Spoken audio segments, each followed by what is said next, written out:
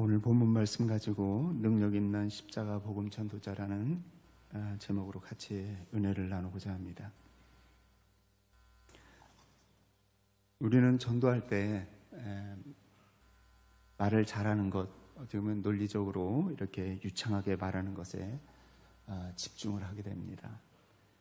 하지만 오늘 말씀에서 바울은 능력 있는 복음 전도자가 명심해야 할 것은 바로 말하는 어떤 기술이나 방법이 아니라고 이렇게 말씀을 하고 있습니다.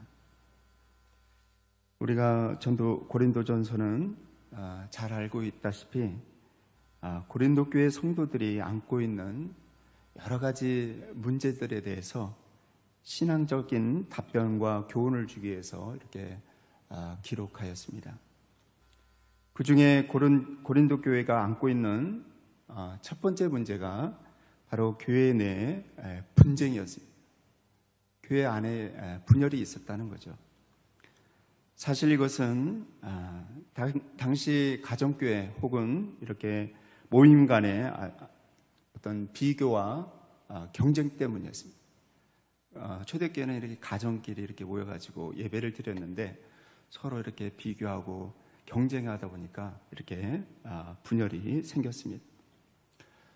로마의 식민도시였던 이 고린도는 당시 로마 사회처럼 어떤 정치 모임이나 혹은 철학 학파 간의 경쟁을 어떻게 보면 일반적인 것으로 보았습니다. 그런데 이러한 어떤 세상적인 비교 경쟁 풍토가 고린도 교회 안에 들어왔던 것입니다. 특별히 지도자들, 어떻게 보면 사람을 중심으로 이렇게 한 이런 계파 갈등을 당연한 것으로 여겼습니다. 그 당시에도 뭐 여러 가지 비교 경쟁이 있었기 때문에 교회 안에도 뭐 이런 것을 일반적으로 이렇게 생각했던 거죠. 비록 고린도 교인들은 예수님을 믿고 있었지만은 그들은 오랫동안 어떤 로마 문화의 어떤 사고와 어떤 흐름에 이렇게 젖어 있어가지고 이런 세상의 삶의 원리와 방법을 고린도 교회 안에서도 똑같이 이렇게 행했던 것입니다. 그래서 비교와 경쟁으로 인해서 고린도 교회 안에는 어떤 바울파니, 게바파니, 이런 아볼로파니, 그리스도파라고 이렇게 여러 가지 분파가 생겼던 것입니다. 아마도 지도자, 어떤 사람을 통해서 우위를 점하려는 것인데 그 경쟁의 모습은 어떤 주로 어떤 말의 지혜, 곧 화려하고 설득력 있는 말을 통해서 우위를 점하려고 하는 것인데 바로 그걸 통해서 교회 안에 어떤 이렇게 분쟁이 일어났던 것입니다. 교회의 이러한 모습은 어떤 세상의 원리와 행태를 교회 안에 똑같이 적용했기 때문입니다. 오늘날 교회도 별반 다르지 않은 것 같습니다. 그래서 1절 말씀에 바울은 고린도 교회에서 하나님의 말씀을 전할 때 사람의 지혜나 화려한 웅변설에 의존하지 않았다고 이렇게 말하고 있습니다. 그는 육체적인 능력이나 방법도 사용하지 않았습니다. 복음의 능력은 인간의 지혜나 어떤 말재주, 화술에 있지 않았습니다. 복음 그 자체에 하나님의 구원의 능력이 있습니다. 바울은 복음의 능력을 신뢰했습니다. 바울이 전한 메시지는 바로 예수 그리스도와 바로 그의 십자가였습니다. 이것이 바로 복음의 핵심이며 또한 선교의 목적입니다. 그는 고린도 교회 성도들에게 오직 예수 그리스도를 전하기로 작정했습니다. 왜냐하면 예수 그리스도의 십자가 외에는 구원이 없기 때문입니다. 구원이 없는 다른 것들을 전한들 바로 고린도 교인들에게 무슨 유익이 있겠습니까? 구원을 주시는 복음은 바로 예수 그리스도의 십자가뿐입니다.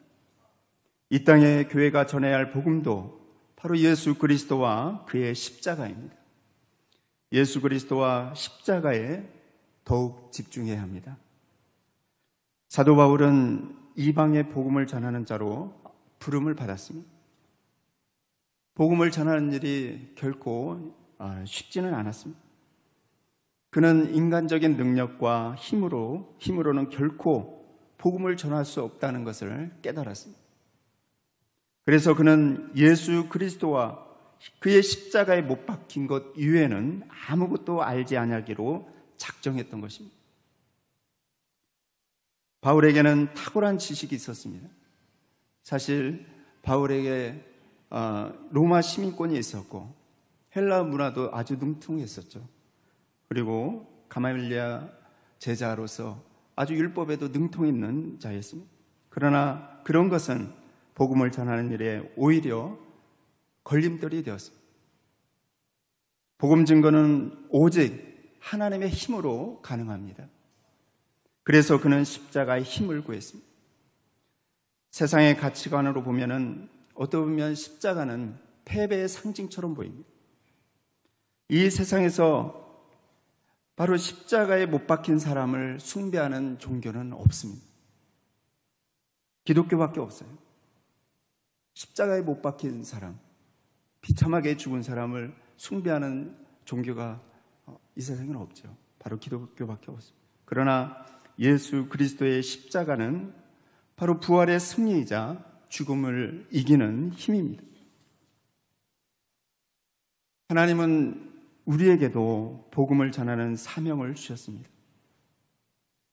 우리의 힘과 능력이 아니라 십자가로부터 오는 힘을 의지하시기 바랍니다.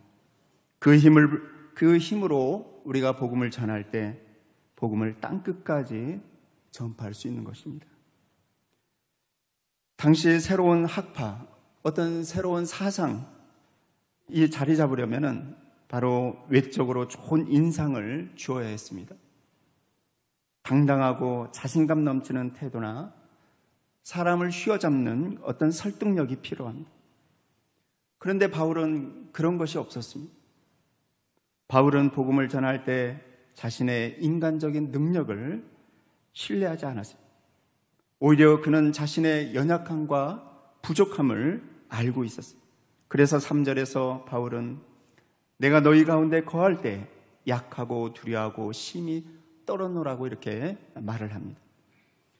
약하고 두렵고 떨림은 정말 당시 사람들에게 좋은 인상을 주기에는 어떻게 보면 부족한 덕목이었습니다. 하지만 바울은 애써 외적인 것, 어떻게 보면 당당하고 자신감 넘치는 이런 태도에 집중하지 않았습니다. 복음의 결과가 사람의 어떠함이 아니라 어떤 능력이 아니라 성령을 통한 하나님의 능력으로 결정되기를 이렇게 기대했기 때문에 결코 그런 것에 의존하지 않았습니다. 하지만 바울은 십자가의 복음이 바로 자신의 어떤 인간적인 능력으로 전파되는 것이 아니라 오직 하나님의 능력으로 전파되기를 원했습니다. 바울은 복음의 능력이 자신의 연약함 안에서 강하게 드러나기를 원했던 것입니다. 바울의 메시지, 바로 전도 방법은 어떤 사람의 지혜의 말이나 설득력 있는 웅변설에 있지 않았습니다. 어떤 외적 화려함이나 거창함을 통해서 사람을 얻으려고 하지 않았습니다.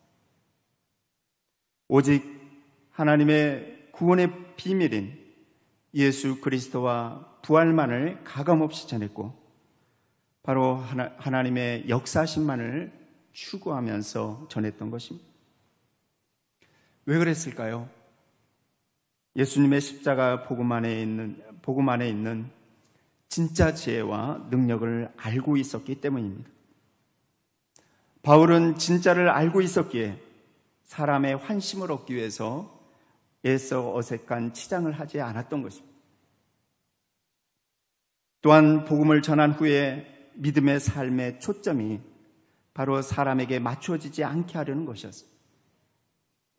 그래서 바울은 5절에서 너희 믿음이 사람의 지혜에 있지 아니하고 다만 하나님의 능력에 있게 하려 하노라 라고 이렇게 말을 합니다.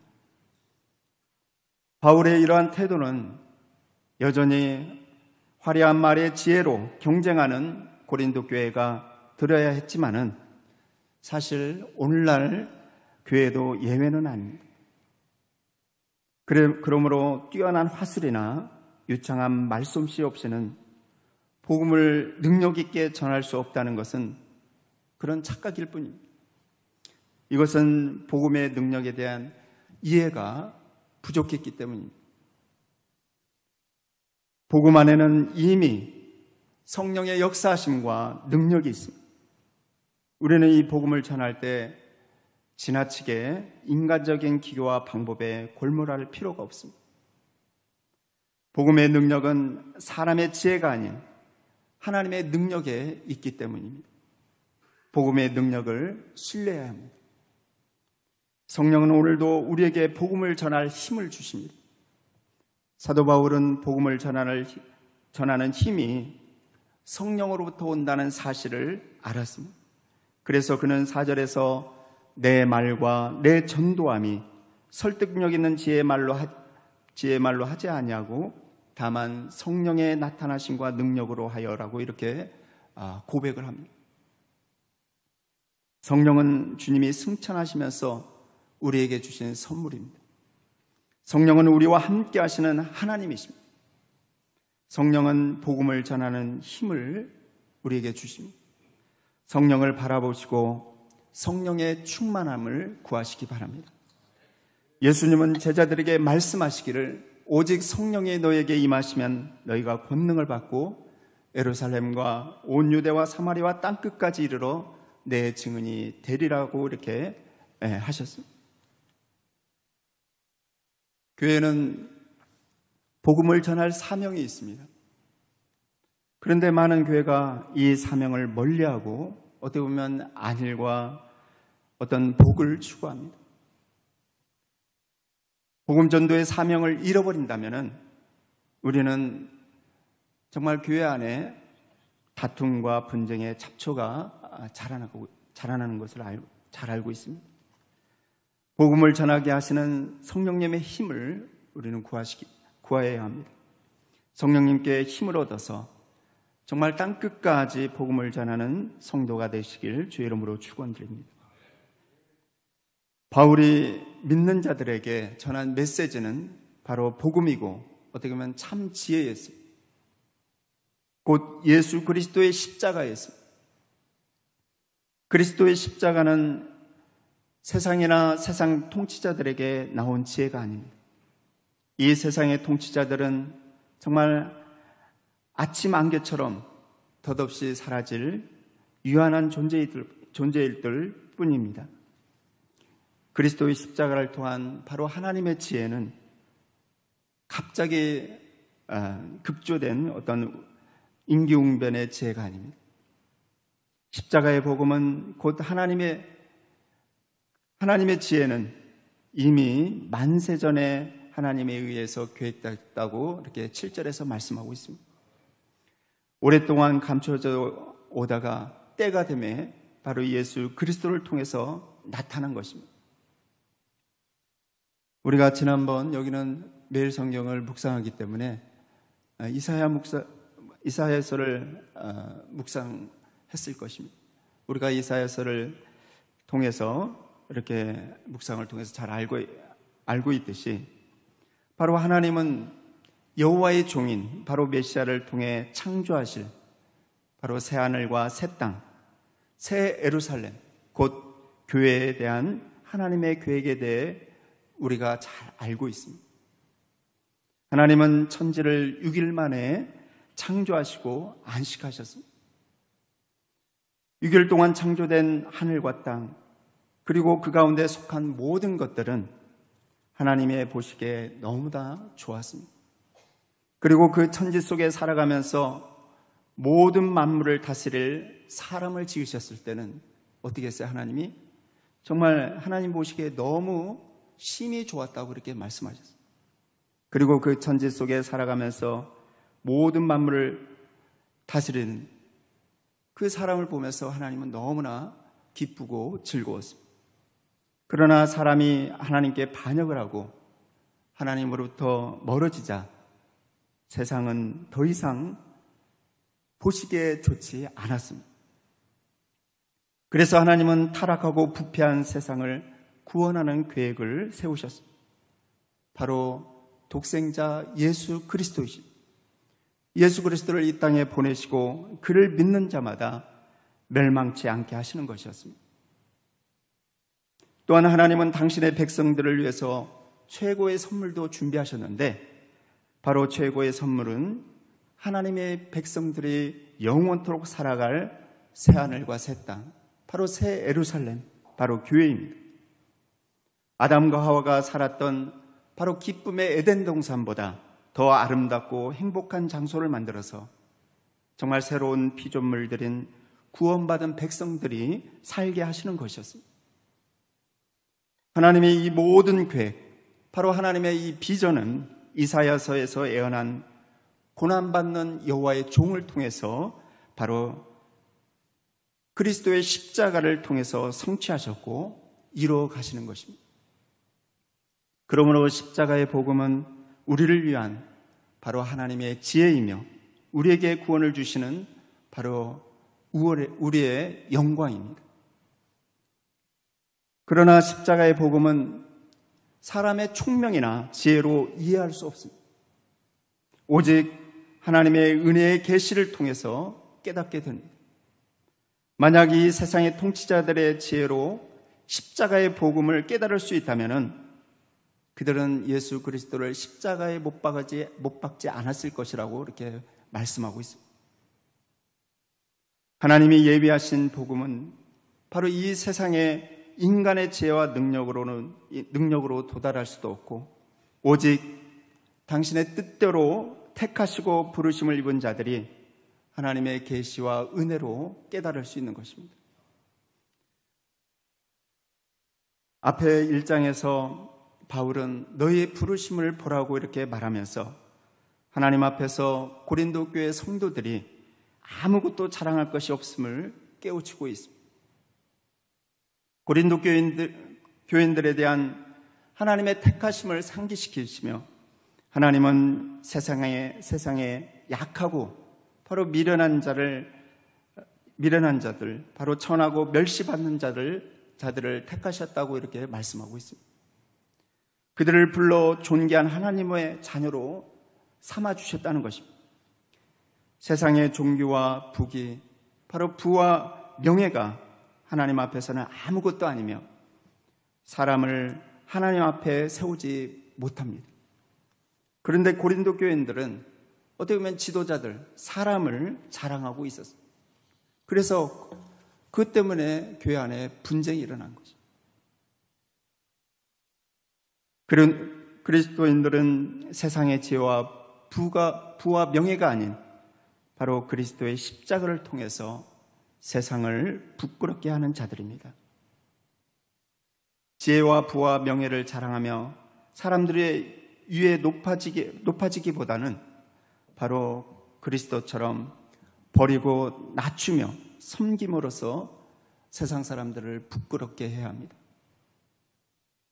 그런데 오늘날 우리 한국교회는 언제부터 정말 중류층도 아닌 상류층에 앉아서 어떻게 보면 세상에 요즘 말로 말하면 갑질을 하는 위치에 올라와 있는지 모르겠습니다.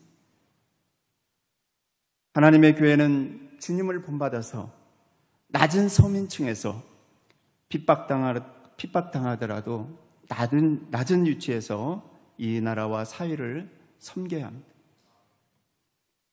그럴 때 우리가 비록 세상에서는 정말 약하고 미련한 자로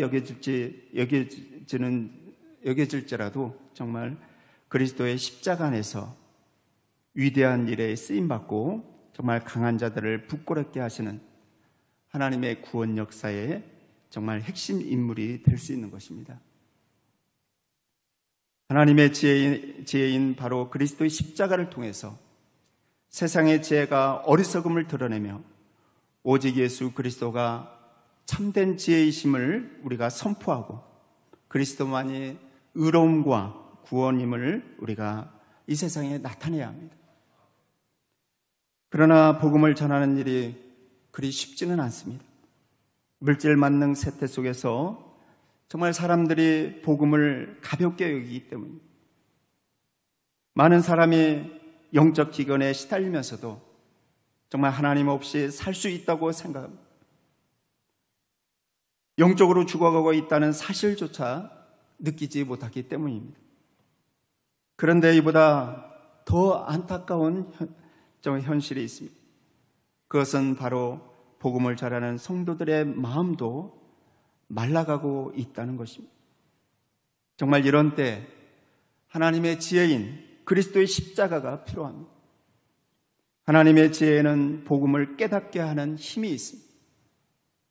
그리스도의 십자가는 세상을 구원하신 바로 하나님의 사랑을 보여줍니다. 아무도 십자가로 세상을 구원하리라고는 생각지 못했을 거예요. 그죠? 세상 사람들은 어떻게 십자가로 세상을 구원할 수 있을까? 하나님은 죄인인 우리를 정말 상상할 수 없는 방법으로 구원하시고 예측할 수 없는 방법으로 사랑하셨습니다. 그것이 바로 십자가의 사랑입니다.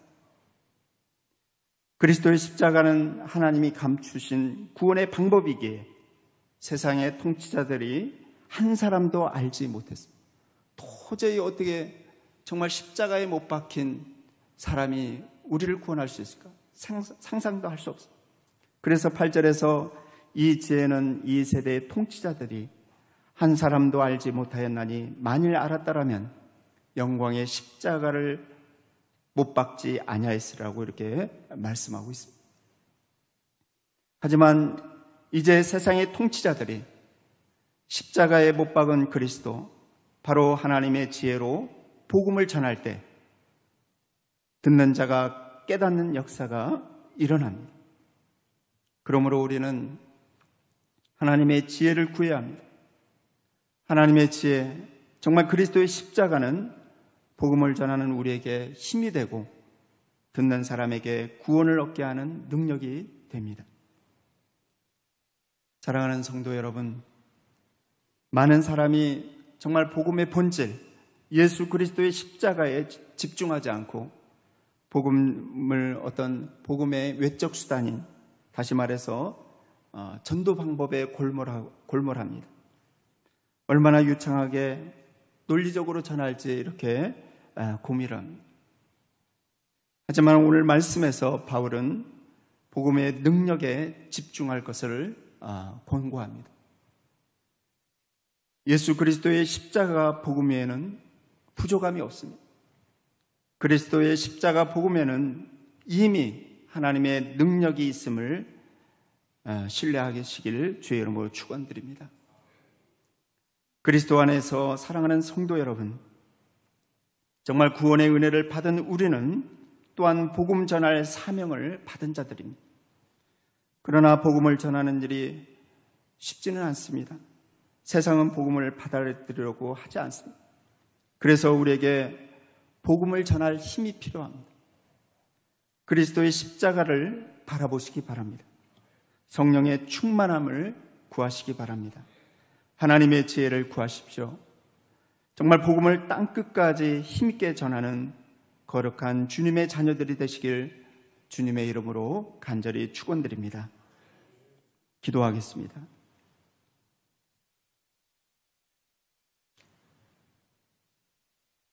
주님의 핏값으로 몸된 교회를 세우시고 지금까지 인도하여 주신 아버지 하나님, 감사를 드립니다. 오늘 선교 예배로 아버지 앞에 영광 돌리게 하여 주시고 주님의 능력의 말씀으로 우리를 새롭게 하여 주셔서 진심으로 감사를 드립니다. 주님의 부르심에 합당한 주님의 백성들로서 복음을 전하는 일에 충성하는 주님의 몸된 교회가 될 수 있도록 함께해 주시고 더욱더 예수 그리스도의 십자가에 집중하며 정말 성령 충만함을 구함으로 우리의 맡겨진 사명 잘 감당하는 주의 백성들이 될 수 있도록 함께하여 주시옵소서. 예수님의 이름으로 감사하며 기도하옵나이다. 아멘.